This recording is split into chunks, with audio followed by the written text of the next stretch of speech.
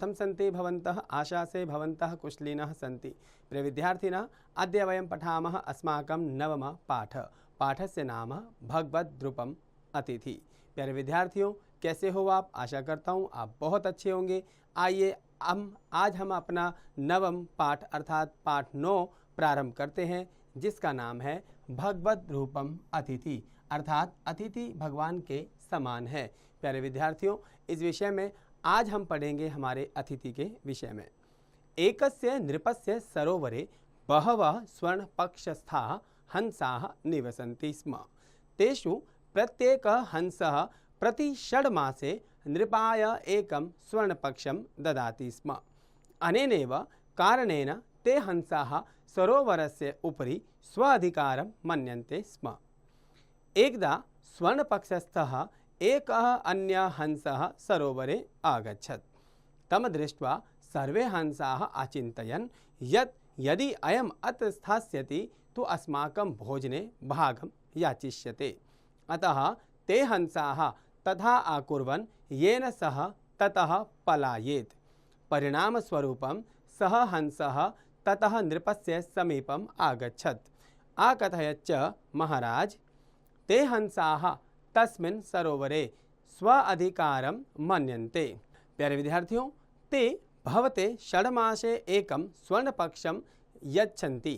यदि भवान् मां तत्र स्थातुम् आज्ञापयेत् तो अहं भवते प्रतिदिनम् एकं स्वर्णपक्षं दास्यामि। नृपः हंसस्य वार्ताम् अमन्यत्। सः सैनिकान् तत्र अप्रेषयत्। तान् हंसान् च तस्मात् निस्सारयत। तदा एकः वृद्धः हंसः अकथयत्, प्यारे विद्यार्थियों, यदि वयं तस्य हंसस्य स्वागतं कुर्याम, तं च तस्मात् च पालयेम, तो अद्य एषा स्थितिः न भवेत्। गृहे आगते अतिथे कदापि अनादरं न कर्तव्यम्। अतिथि तु भगवद्रूपं भवति, परम् अधुना किमपि न भवितुं शक्यते स्म। अतः ते तस्मात् अन्यत्र आगच्छन्। प्यारे विद्यार्थियों, जिस कथा को अभी हमने पढ़ा, आइए इसका हिंदी अनुवाद देखते हैं, जिसमें कहा गया, एक राजा के तालाब में बहुत से सुनहरे पंखों वाले हंस रहते थे। उनमें से प्रत्येक हंस 6 माह में राजा से एक सोने का पंख देता था। इसी कारण वे हंस उस तालाब पर अपना अधिकार मानते थे। एक बार सोने के पंखों वाला एक अन्य हंस तालाब पर आया। उसे देखकर सभी हंसों ने सोचा कि यदि वह यहाँ रहेगा तो हमारे भोजन में हिस्सा मांगेगा। इसलिए उन हंसों ने वैसा किया जिससे वह भाग जाए। परिणाम स्वरूप वह हंस वहां से राजा के पास आ गया और कहा, महाराज, वे हंस उस तालाब पर अपना अधिकार मानते हैं। वे आपको 6 माह में सोने का एक पंख देते हैं।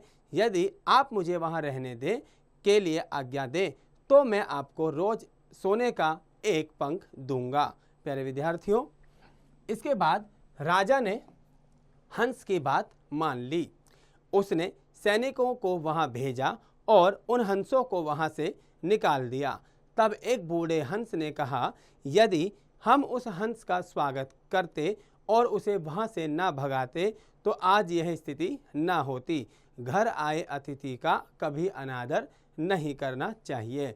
अतिथि तो भगवान का रूप होता है, किंतु अब कुछ भी नहीं हो सकता था। अतः वे वहां से दूसरी जगह चले गए। प्यारे विद्यार्थियों, इस पाठ से हमने सीखा अतिथि देवो भव, अर्थात आप अपने घर से कभी भी किसी अतिथि का अपमान ना करें। प्यारे विद्यार्थियों, इस पाठ में आए अभ्यास कार्य को आप स्वयं हल करेंगे।